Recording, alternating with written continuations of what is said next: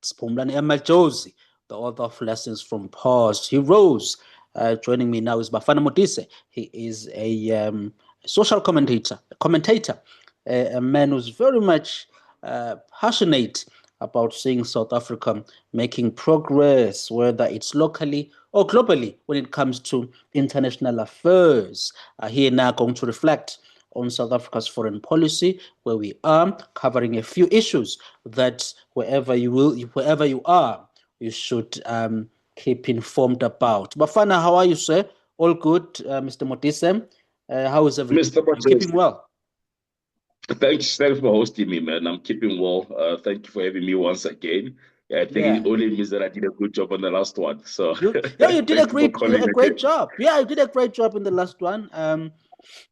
Excuse me, our views were in the thousands. This is a new channel, so we are fighting for better views, and we are Yeah, one of the guests who has helped us to be, to be viewed in the thousands. yeah. It's a pleasure invoicing for this. As I said, the invoice. As soon as we are richer, you will definitely send the invoice. Yeah, no, For now, you are good to be helping here, us. my brother. Yeah, yeah. For now, you and I are trying to make a positive difference in the country. A very disturbing report last week, Bafana, in the Jewish report I was reading about a story reported or written by Tali Feinberg. It's titled Mandela Foundation Targets Christian Zionists. This is the Nelson Mandela Foundation that is currently chaired by the former Foreign Affairs Minister, Naledi Pandor. Tell us about that story. Yeah. You know, I've been hearing that. Brief us about this initiative where the NMF, Nelson Mandela Foundation, is basically after, Christian supporters of Israel or Christian Zionists. Tell us a bit about this story. I think usually people expect Nelson Mandela Foundation to be preoccupied with domestic issues, speaking for the voiceless, encouraging dialogue, reconciliation, and peace. And in this turn of events, we saw the organization offering 150,000 to individuals and organizations that would attack Christians who support Israel. So there's a term called Christian Zionism. But in actual fact, what it is, my brother, is Christians who believe in the Bible, who believe that Israel is where it was during the Bible. Jesus was born in Bethlehem. The Jews returning to Israel, it's actually biblically consistent because the Bible speaks about Ezekiel 37. Will these bones live again? I don't know if you know that preaching. And that's the whole idea of this prophecy. So if you say you are a Christian Zionist, you are basically saying is that you believe the Bible as it is. So there is a view that our belief in this Bible is what continues to push support for Israel. To these guys, Jews are settler colonialists in their homeland. To these guys, there was never Jerusalem. It's an oxymoron. But anyway, back to the topic. Then you find that Nelson Mandela Foundation issues out this statement and saying that if you have creative ideas on how to combat these Christians who believe that praying for Jerusalem is a noble thing, here is the money to do your work. This is silencing of churches. It's silencing of Christianity. We are not supporting war. We support the existence of Israel as a biblical prophecy, as a biblical reality. Nelson Mandela himself was a Zionist. What is a Zionist? A Zionist is someone who believes that Israel has a right to exist.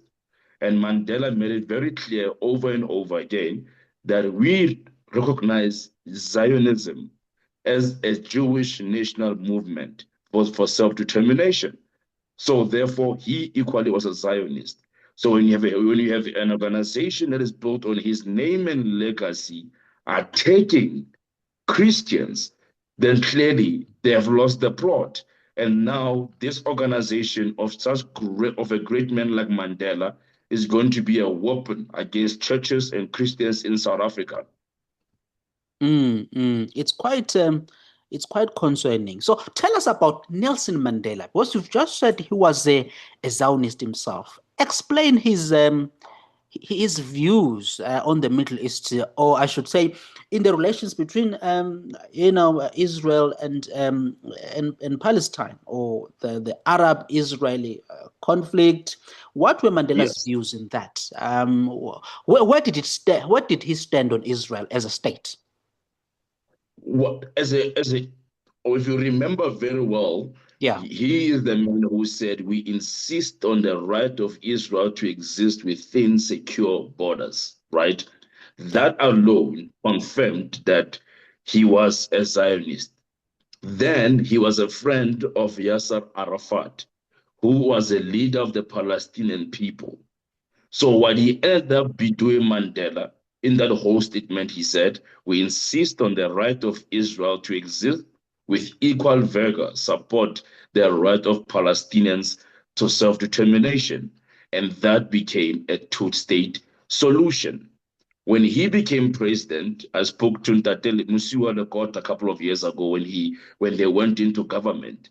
They created an embassy of Palestine and then they had an embassy of Israel, mm, understanding that their role in this Middle East conflict was a one of reconciliation, of bringing these two people together. I might say Mandela was not critical of Israeli policies and all of that. He was critical of Israeli policies and whatever happened during war. However, he was not against the existence of the state of Israel. He was against war. Just like all of us, when you look in Gaza, we don't clap hands, we don't say yes. But we understand that the only way to peace is when Gaza or Hamas let go of their jihadist ideology, this view that they will destroy Israel. Once they do that, peace will come. And that's what we see in Mandela's history, a man of reconciliation, a man of peace, a man who sought to bring Jews and Palestinians together on a two-state solution, which over the years has collapsed. When he went to Israel in the late 90s, he went there because there was this peace effort and there was this discussions about how do we bring peace to the Middle East. I think at the time, the minister was Ehud Olmert, if I'm not mistaken, who was known as a man who was going to bring peace between Israel and Palestinians. And he went to them. However, he himself saw that this conflict might be bigger than what he expected. It was yeah. not as easy, but rather it was complex as we have it to this day. Yeah, this is what I posted on X during Nelson Mandela Day this month, Bafana. These are just Mm, quotations from the Times of Israel, writing back in 2013, just after mm, Nelson Mandela died or passed away. yes. Here's one of the tweets I quote.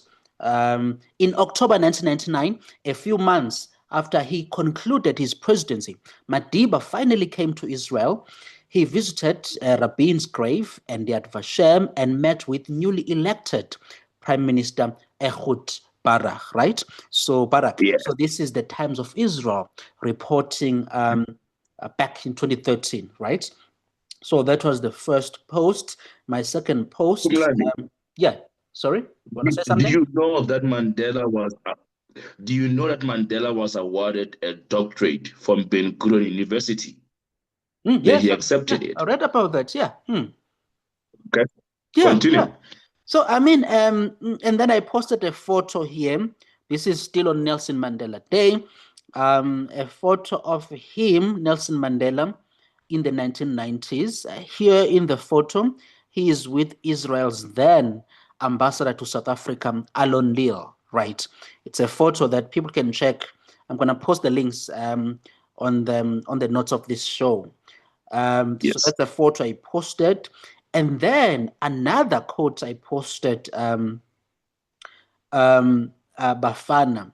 on the 18th as well. Again, this is the same article of the Times of Israel back in 2013. Quote, in May that year, both Arafat and Israeli President Zech Weizmann were invited to Mandela's inauguration ceremony. Since the two leaders had never met, Mandela decided soon afterward to invite them to participate in his first official working meeting as president. After a short discussion, he took them to a separate room and asked them to, quote, sit here and talk until you finalize everything, unquote, according to Lil, who accompanied Wiseman to the meeting, unquote. So this is the Times of Israel back in 2013. And then I posted a photo of President Nelson Mandela with Israel's then Prime Minister, Ehud Barak, right, at Israel's Prime Minister's offices in Jerusalem in 1999. Can you imagine Ramaphosa doing that today? At the office of the Prime Minister. That is the question, Phumlani. I remember I myself, I'm a product of the ANC. I was a leader of SASCO ANC Youth League. And we grew up with this position of supporting Palestine. However, it was never about the hatred of Jews or the hatred of Israel to exist. As when we went to Israel with our comrades back then, and we discovered this, that there was no apartheid in this country. These are people fighting for their right to exist. There are Palestinians on the other side as well. They've been through all of this because of the Arab leaders and the ideologies that they have. And we managed to analyze between ideology, reality, where we stand, what the people want, what the leaders want. And we resolved at the time as comrades that this is nothing compared to our history. Our problems started, and I always repeat this, in the Durban conference, when apartheid for the first time was mentioned in the same breath with Israel, when Zionism was labeled as racism. It's only then that South Africa had this hostile stance against Israel. To this day, I have never seen an ANC president visit Jerusalem, but Mandela was in Jerusalem. Mandela met with Israeli prime ministers, but have you seen any leaders after him who has done that? No, because he understood that his role was to bring these two people together, not to pick up a side and rally behind an ideology that had nothing to do with us. So what we are seeing today is the ANC trying to posture as the savior of Palestine, but yet they are ignoring starvation in South Africa. They're ignoring death of black people in Sudan. They're ignoring death of Christians in North Africa, in North Nigeria. They're ignoring all these things that are happening within the continent by them trying to have this moral superior position on Palestine. To this day, we have never heard of them calling for the release of hostages. To this day, we have never heard them calling for peace and unity between the two people. All that they have done is to just reiterate Hamas propaganda machinery. And this thing has been seen as being revolutionary. But there is nothing revolutionary about hostages. There's nothing revolutionary about suicide bombing. There is nothing revolutionary, Phumlani, about the people of Gaza. Today, as the numbers say, is 50,000 people. You tell me Hamas does not care about its people, that they still have hostages to this day, even after losing 50,000 people. Scary. Yeah, it's very, very scary. It's very, very scary. So Naledi Pandor was Minister of Foreign Affairs, of International Relations and Cooperation in this country in the second term of President Ramaphosa. What was her legacy? Tell me about how she shaped South Africa's foreign policy in your point of view. In which direction did he take the country? Because, I mean, you've mentioned how, just before I proceed, you've mentioned how Nelson Mandela was sensible, with respect to this issue, right, of Israel and Yes. Palestine. But also Mbeki wasn't also that bad, Mbeki, because back in 2004, he got into a sort of a investment treaty with Israel, right? Protested by many Yes. groups, of course, but Mbeki did get into something like that, an investment um, treaty. But how was Naledi Pandor? What kind of harm um, did she do on our foreign policy? We would If she did expect any, that in your view. we expect from a minister in that office to speak towards ending of conflicts around the world, uh, prioritizing brand South Africa, building in, calling, speaking on behalf of South Africa to bring in foreign investment. He is the face of South Africa to the outside world. But then Phumlani, when we hear that a minister has called a terrorist organization in Gaza, that should worry you. When you see the mandate of a foreign ministry focusing only on one war, which is Palestine, that should worry us, especially in Africa, where there are so many issues that really demand international attention. Why is that Zimbabwe to this day has not received the same attention? Or why is it that many other African states have no, Congo, for an example, has never had its case heard before the ICJ, or either many other continental issues? You look at Naledi Pandor, what she did, she literally attacked America, poked America, and today South Africans don't have access to ARVs. Today, South Africa as a country is being listed on a grey list. The Yeah. Western nations are looking at us with suspicion. All that she did was to radicalize South Africa's foreign policy on one conflict in one war, which is Palestine.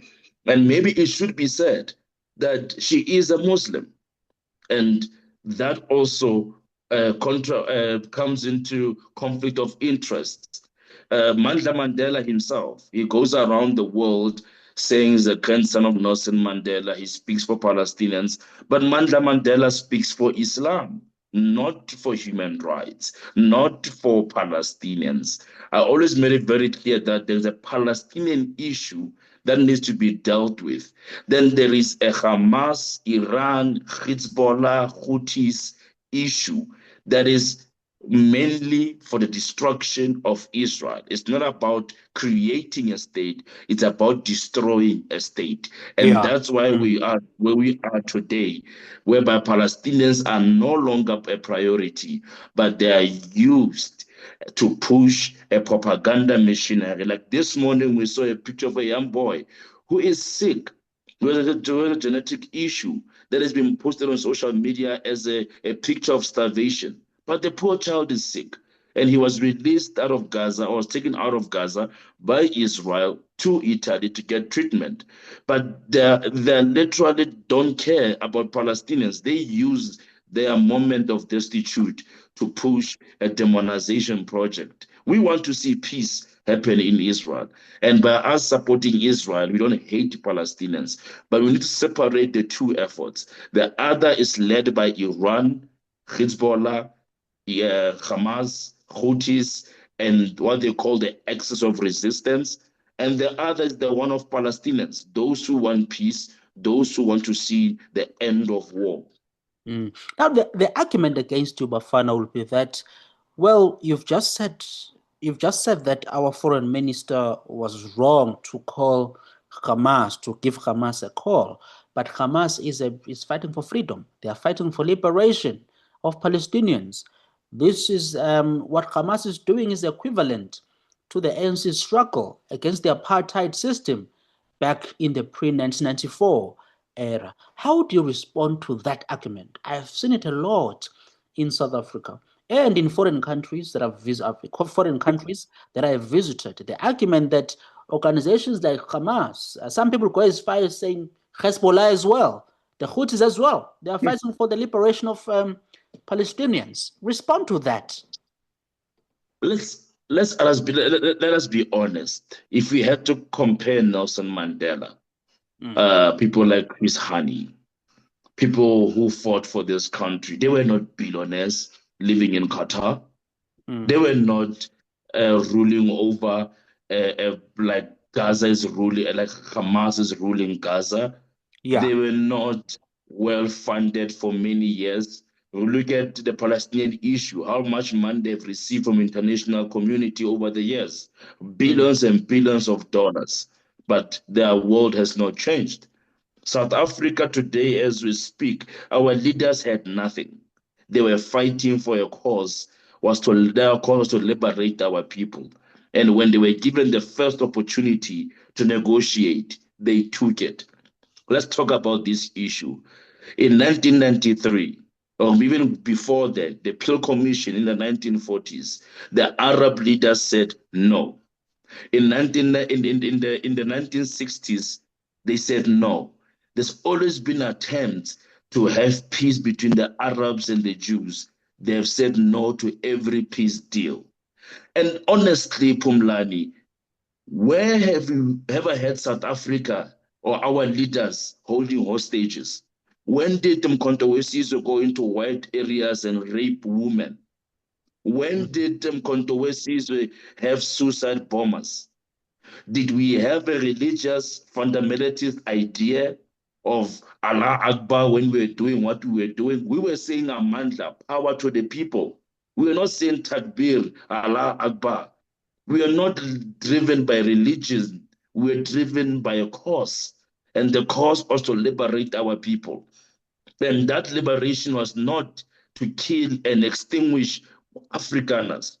It was to live side by side with them, to live equally in a democratic state. And that is not what is happening in Israel. What is happening in Israel and Palestine is one ideology that seeks to destroy the other. Look at Israel for a second. It has 20% Arab minority living in Israel. How do you call that an apartheid state? The same Arabs who are in Israel are members of parliament. They live openly in the society. They are equal members of society. They are lawyers, they are judges. How do you call it an apartheid state? For us, this is a mere attempt to play our black people into joining a war that has nothing with them. Because as South Africans, once we hear apartheid, just like me, before I joined the other side, I hated what was happening in Israel and I was ready to fight tooth and nail. But when I got there, I realized that no, here is a war between radical jihadists who believe that they are doing a holy mission at the cost of Palestinians and even at the detriment of their own people. Hamas fully governs Gaza. Egypt closed their border completely on Gaza. Why?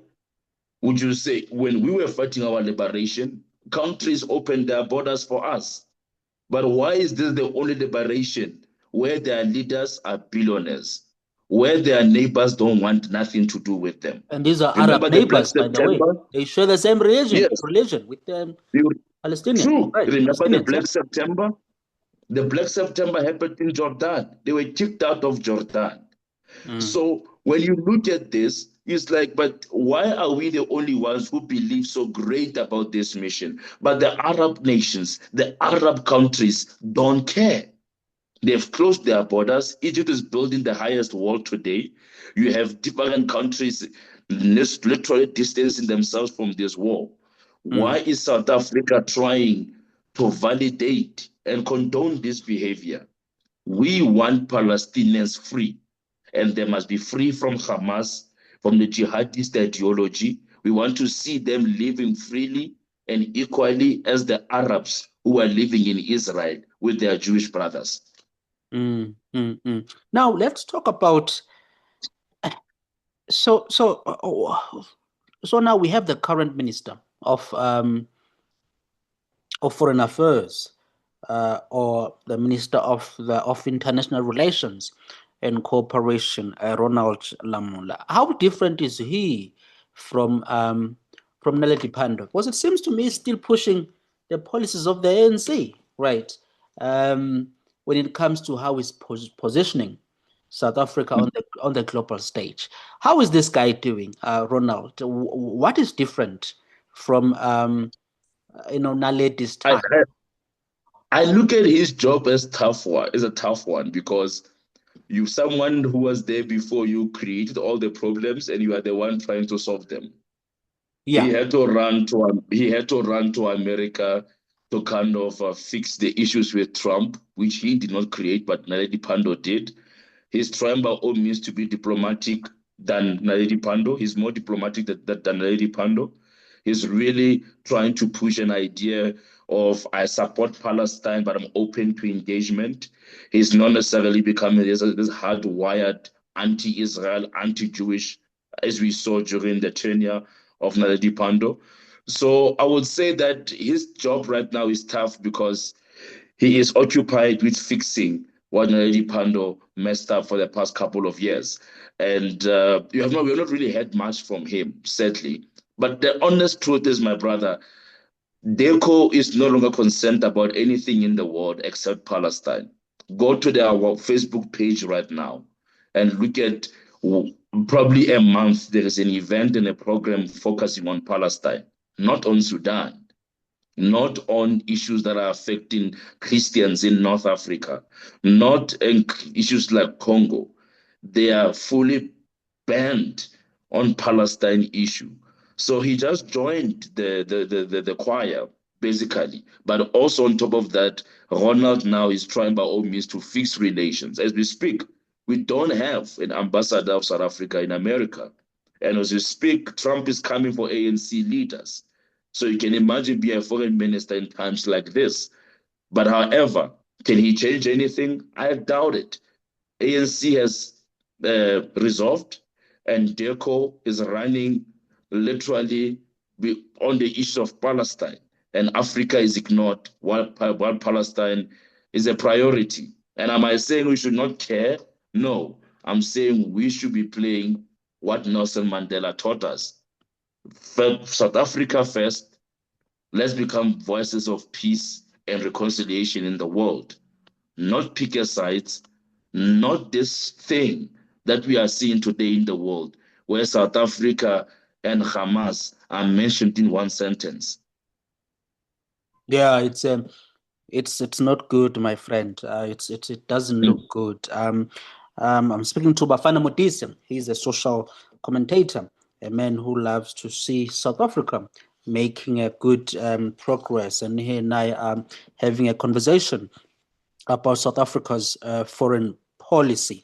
And you are dissatisfied with DECO, Bafana. You are not the first person to complain about DECO, the Department of Foreign Affairs. I'm just looking at my X timeline here.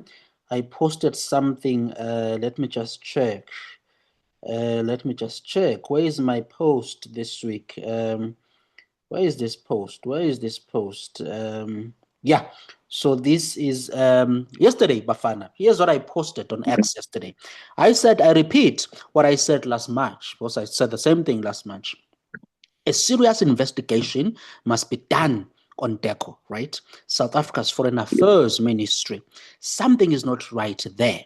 I wouldn't be surprised if there was a Hamas or Hezbollah or Taliban unit inside DECO, right? That's what I posted yesterday. Of course, some people got mad at me for that, but this is South Africa, Bafana. We have a right to question how our government is conducting policy, both domestic policy and foreign policy as well. So you and I have a right to conversations like this. There is this thinking, Bafana, that when it comes to foreign policy, we must just become patriots and stand with the ANC, accept everything our government is doing, don't criticize it because we are not patriotic. That to me makes zero sense.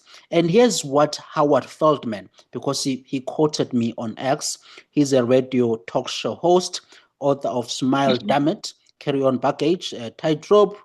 He is a marketing, he's in marketing, he's a columnist as well. He responded and said, quoting my X post, there needs to be a serious inquiry into DECOM and ANC. The problem is that we no longer have a press capable or willing to investigate, right? So DECO has been problematic. It seems to be pushing the very much pro what can I call it? I don't know Pro Islam what it agenda is or for something. it. Yeah. I mean, when you have a country being told to shut down the offices of Taiwan, what for? Yeah. Right? Taiwan was kicked out of Pretoria. For who?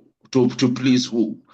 When you see DECO to some extent saying they are non-aligned on Russia bombing Ukraine, and all of a sudden DECO is aligned on Palestine.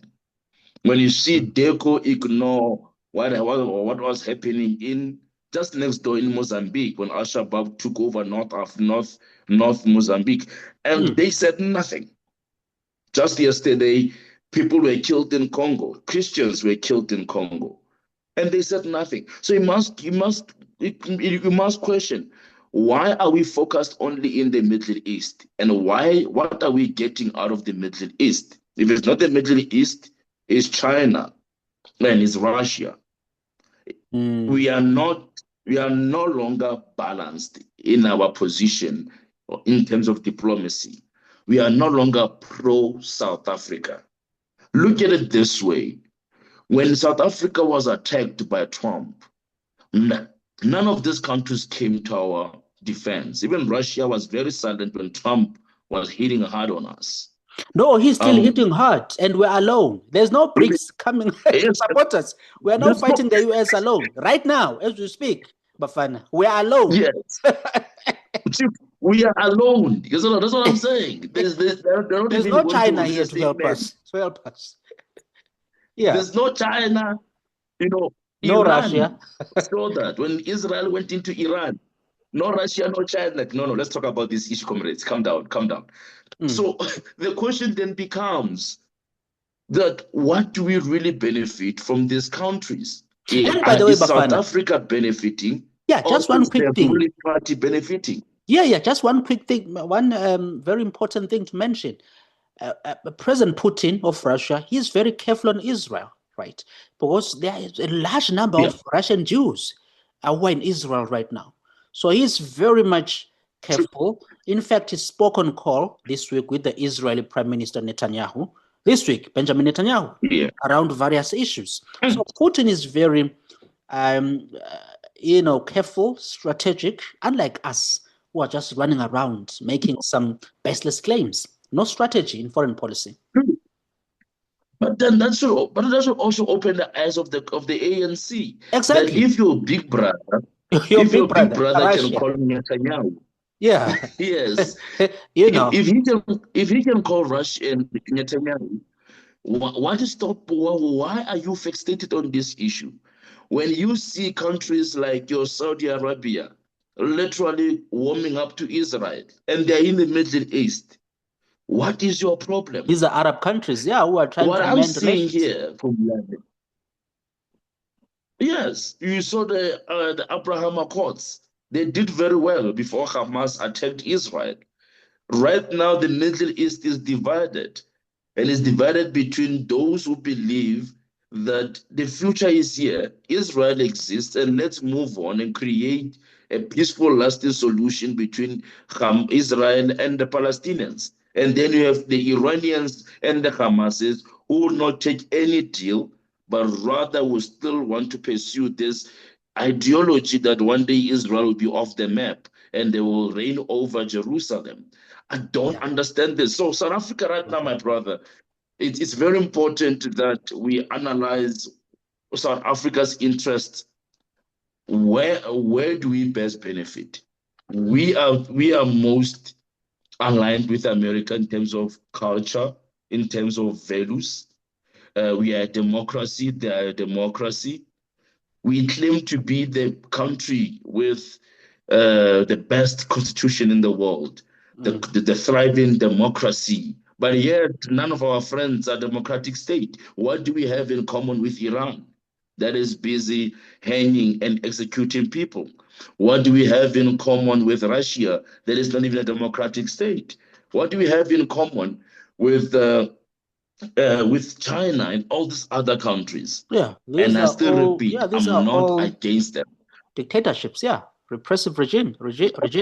Yes, but and I repeat at the same time that I am not against these countries. I'm against this idea that we are forced to fight battles that have nothing to do with us at the cost of our own people. Mandela understood this very well. I will Yeah, only mediate and speak peace and reconciliation. But if it comes to our people having jobs, if yeah, it comes to our people having business, I'll put my people first. yeah. But People South Africa first. today, there is no one that will think of going to Jerusalem. If I asked any ANC minister or even a mayor to Which come to is very, Jerusalem, they'll yeah, say no. which is very foolish. It's sad, That's but Putin can call, and yeah, Putin didn't even think and about many taking other Israel to the leaders. ICJ. Yeah, we are just highlighting Putin because since he's South Africa's friend of the ANC friend. So as we close off, a very concerning article, at least concerning to me, and I'm sure to you it is as well, was published on the Daily Maverick this month, which was written by the reporter David Fabricius, right? And it is titled U.S. House of Representatives Foreign Affairs Committee passes first round of anti-SA bill. The opening paragraph by Peter in the article reads, a bill that would require the Trump administration to conduct a full review of U.S.-South Africa relations and to identify South African government and ANC leaders eligible for sanctions, passed the U.S. House of Representatives Foreign Affairs Committee this week. So this is the week of, this was published on the 23rd of this month. I believe this is last week. Yeah. So now, what do you make of this, Bafana? Can we save ourselves here? What does this mean at this point? As a nation right now, in trouble with over 32% unemployment rate, with all the things that are happening in this country with corruption, Yeah, looking at our young people living on social grants, our elderly living, like literally, we are slowly becoming another African failed state. And earlier in the year, people were calling Trump, don't sanction South Africa, sanction the ruling party. I think for that part, we are lucky as a nation, and hopefully, post these sanctions, we'll get to see US aid come back into South Africa. Our people having access to ARVs, our people have access to medical care that they need. I mean, we look at these things and one wonders why is America attacking ANC? And this is more of the debate that ANC has been pushing, the anti-Western, anti-America sentiments, the whole idea of de-dollarization, the BRICS bloc, and also Naledi Pandor coming there with the ICJ case and meeting with Hamas in South Africa. All of this has placed ANC as this enemy of the American administration, to say if they're against us, then why are we friends with them? Right? Choose your friends. If you are saying you are my friend, why should I be working with you? Meanwhile, you are working towards my demise as a nation. So we look at this, and one hopes that this also will bring closure to South Africans. I'm sure those sanctions will come with grounds on why they are sanctioned, and hopefully South Africans themselves then, because we've been speaking about corruption in this country. Just recently, another commission of inquiry was announced, but yet we know nothing will happen. The same way the Zondo Commission, nothing happened. The arms deal issue, nothing happened.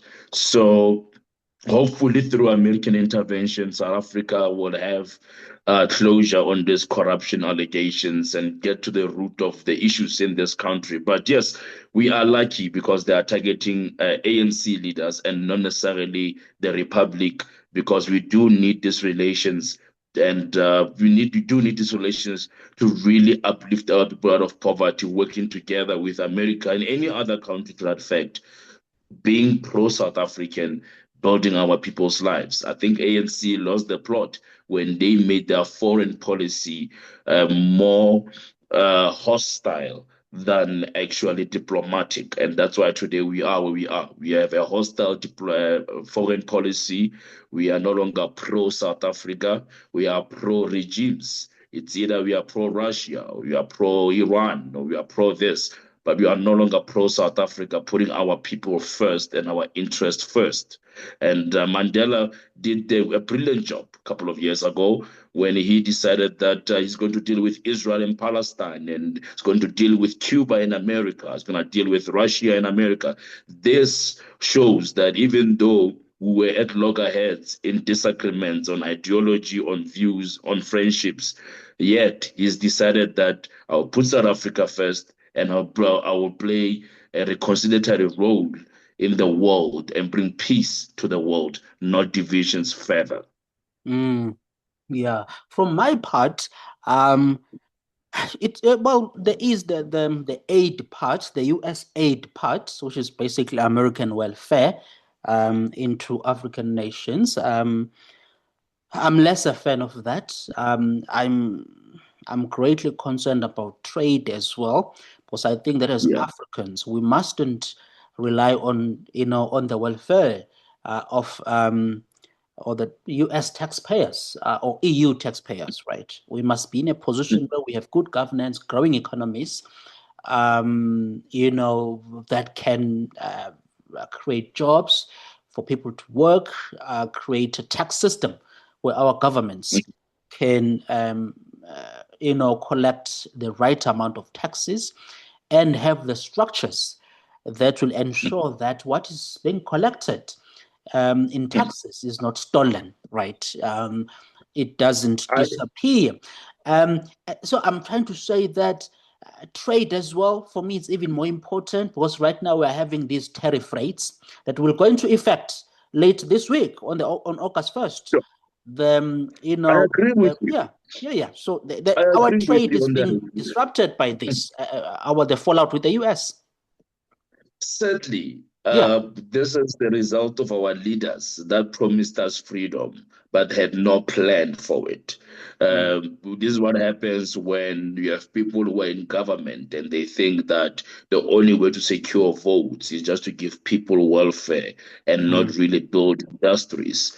I hate it that whenever an African is outside in the world, first he has an NGO, because we are seen as a welfare continent with a lot of NGOs. We're mm, not businesses, not entrepreneurship.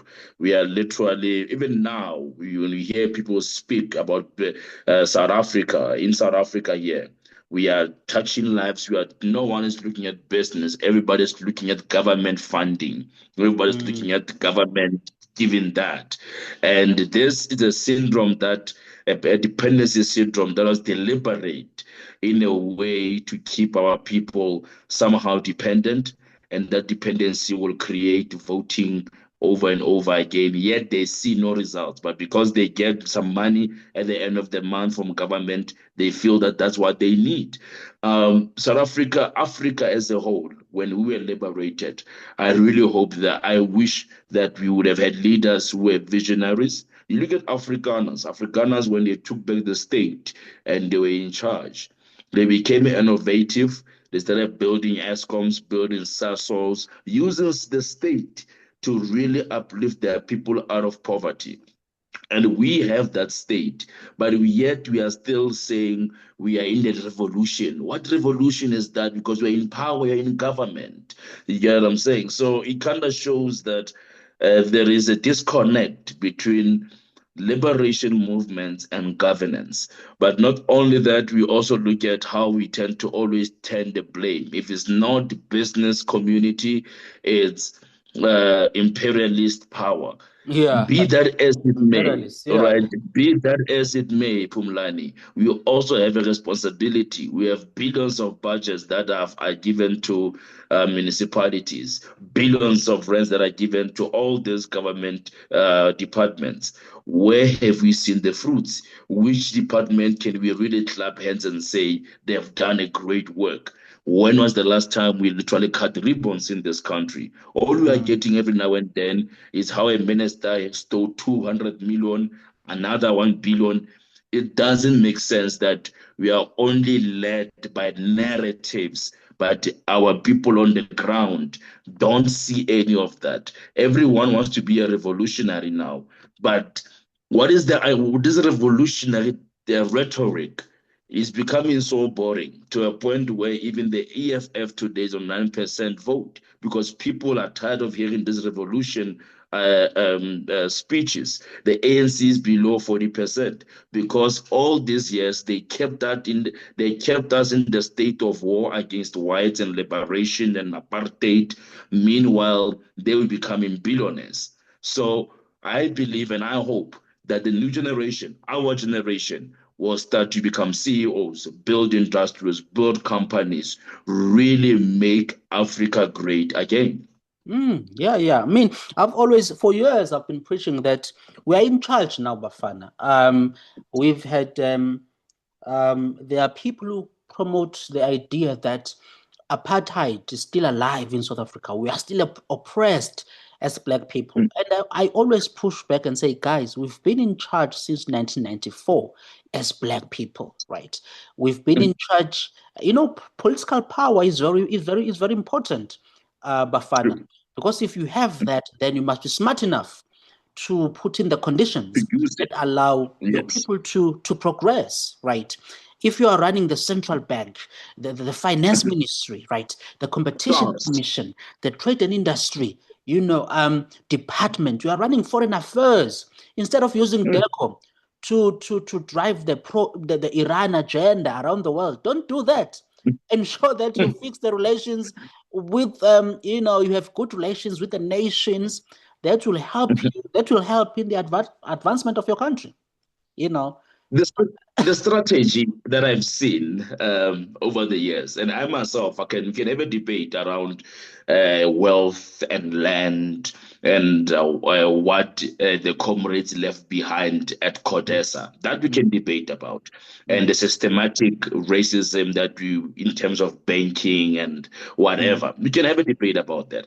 But I think that we have state power and we came up with policies that only benefited the elite. The BEE only worked for the elite. mm, The policies that these comrades tried to bring on board, good in in concept, but they never got implemented. And every now and then there is either NDP or it's either RDP, all these things that they say we are going to do to uplift our people out of poverty. So when it suits them, they're in power and they're in charge. And when they've built the economy, when it goes south, it's not them, it's imperialism. It's apartheid mm. policies. It's racism. So when it suits them, they take the glory that they hosted the World Cup. It was not apartheid that hosted the World Cup. It was the ANC government that held the World Cup in this Yeah, country. yeah, Right, but then when they mess it up, no, no, no, no, no. Yeah, we have to deal with the issues of this country of inequality, and the whites still own everything. And there's a debate around that. But we have state power. What yeah, have we done with it?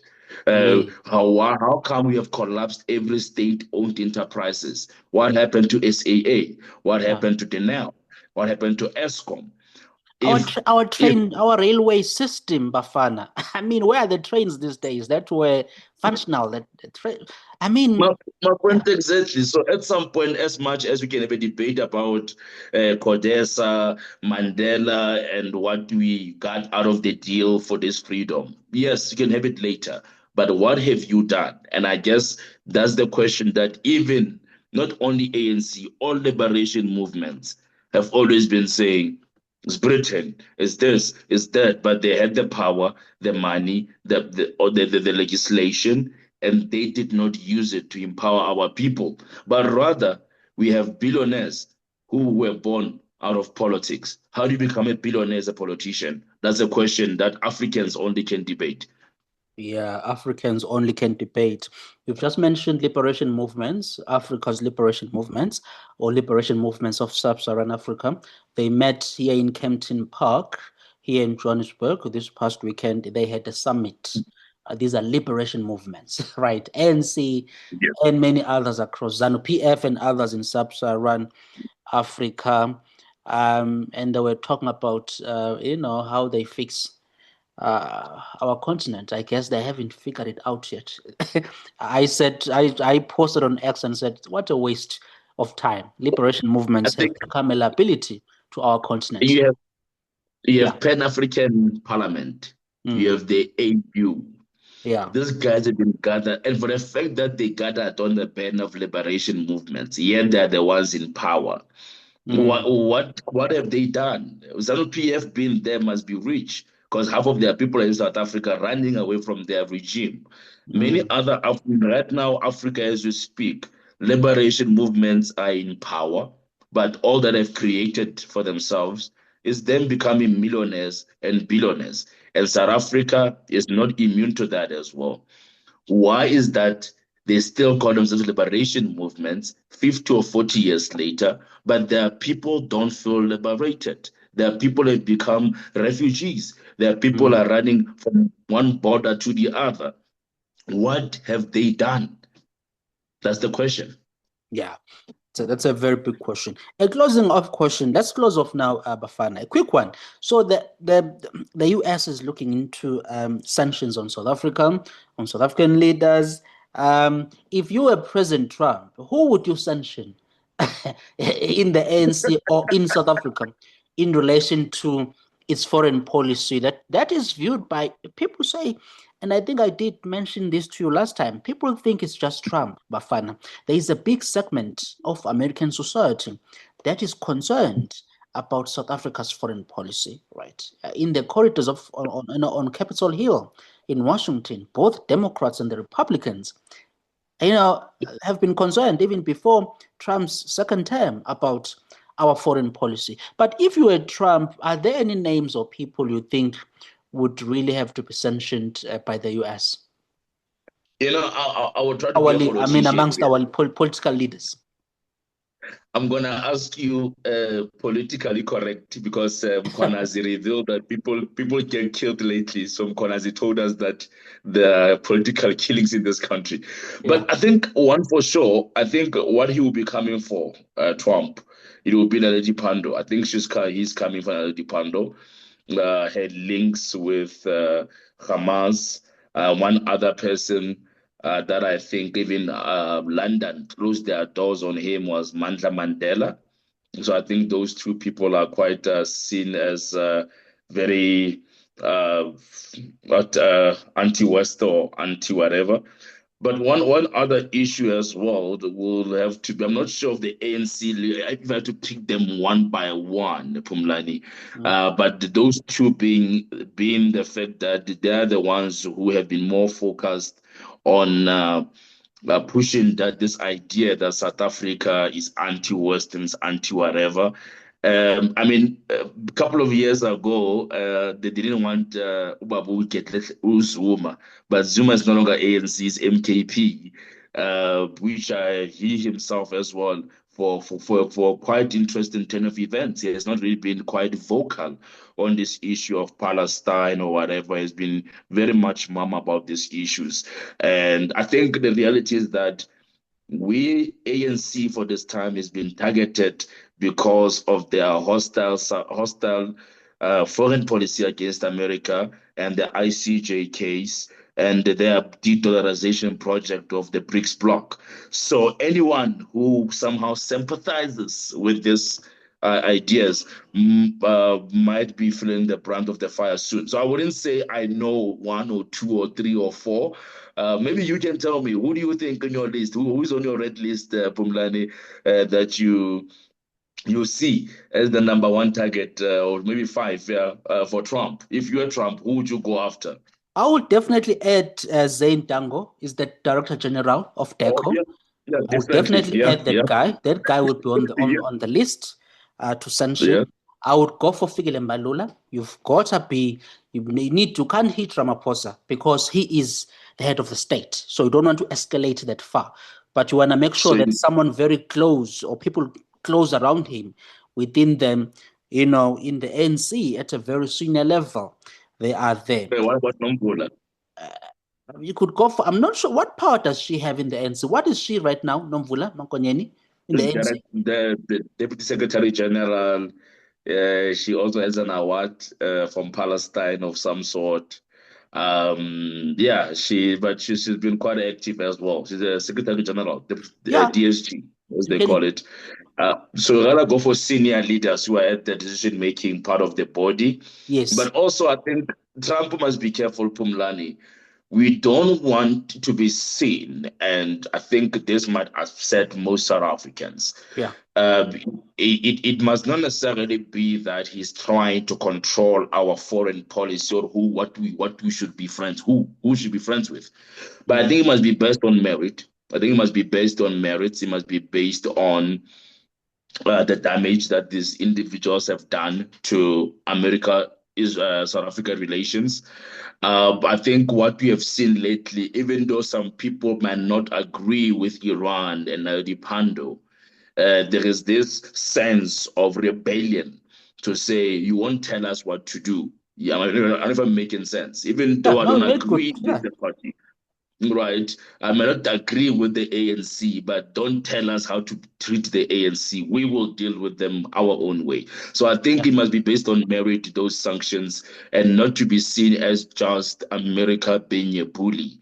I think if that comes across as that, it might even create even new enemies and polarize the situation even further than fixing it. Yeah, and encourage many people to become more nationalist, right? And more now rally behind, the ANC. The ANC is being, abused by this imperialist who's trying to dictate on us what we should do.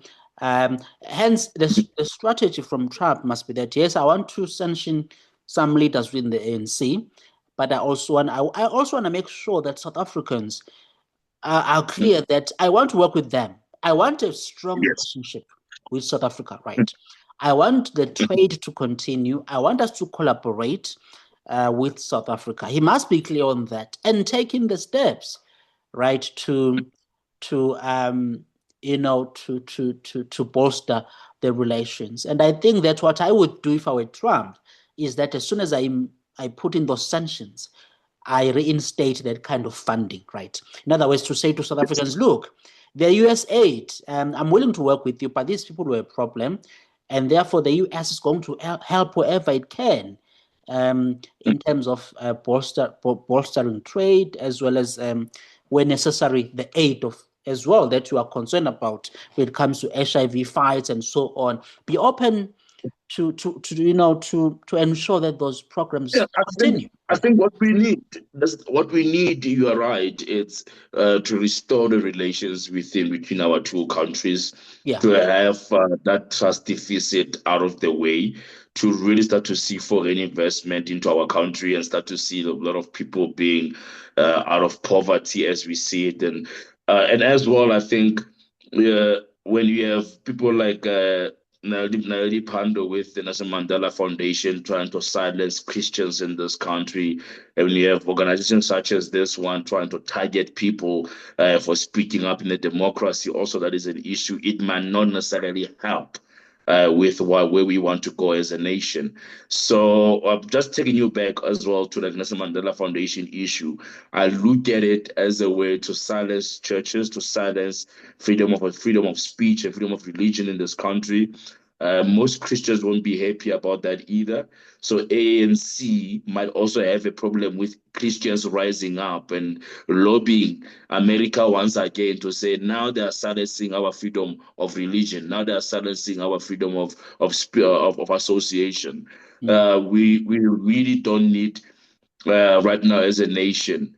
We don't need to be living in a country where when you speak for Israel, you're an enemy or you are anti-black, or you are whatever, and you speak for Palestine, therefore you are pro-morality. It must not be that. It must be that we speak for peace and reconciliation. Yeah. And we hate terrorism. Yeah. We hate terrorism. We hate jihadism. And wherever it takes its head, look at what it has done to the African continent. Yeah. This jihad, Boko Haram in Nigeria, Al Shabaab in all these other nations. We are against this is Iranian whatever proxies that are creeping into our nation, silencing our beliefs and undermining our democracies. And Mm. that's what we are against. But in terms of Palestine and Israel, we will always support Palestinians to be free from Hamas and this ideology, to see them living as the Arabs who are living in Israel, in peace, in unity, in one voice. And yes, hopefully in our lifetime, Phumlani, we will see a Palestinian state. Maybe I'm ambitious. Some have said after October 7th. We don't see that happening. And these wars are not even helping us to go to that two-state solution. All that it does, it fuels the fire, it divides the people further. And now we can't be censored as well as Christians or as anyone in this country. If you have a political view and opinion, it must be respected. It must not be an issue where now I must not say the God of Israel because Naledi Pandor is worried. I can't say pray for Jerusalem because some comrades feel that when I pray for Jerusalem, I hate Palestine. That's not the case. It's my Mm. belief. Look, I must be clear here, Bafana, that, and I did say this when I was giving another webinar last week to another, school. And that is, I want our relations with the US to be fixed, right? But it seems the Yeah. US is on the path on the path of sanctions. Hence, I'm saying that these are the people that, as they seem to be going ahead with sanctions, they shouldn't they should target, right, in the country. But I mean, I hope it does. I would have loved for it to not get there, right? That the negotiations go well and that we find an agreement and that we ourselves, we adjust on our foreign policy, right? I'm not advocating that, there should just be sanctions. I was hoping it wasn't going to get there, right? Yeah.